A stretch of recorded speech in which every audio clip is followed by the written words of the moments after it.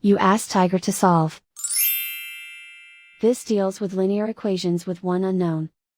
The final result is x equals 6. Let's solve it step by step. Group all x terms on the left side of the equation. Add 3x to both sides. Group like terms.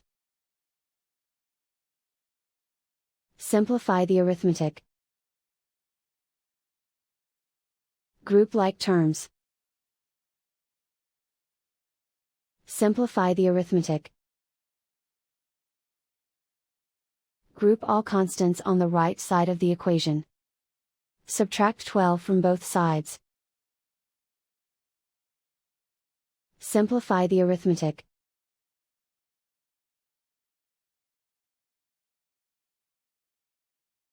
Isolate the x.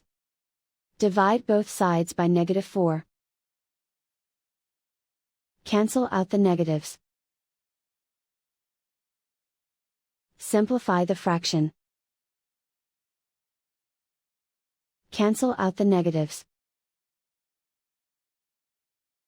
Find the greatest common factor of the numerator and denominator.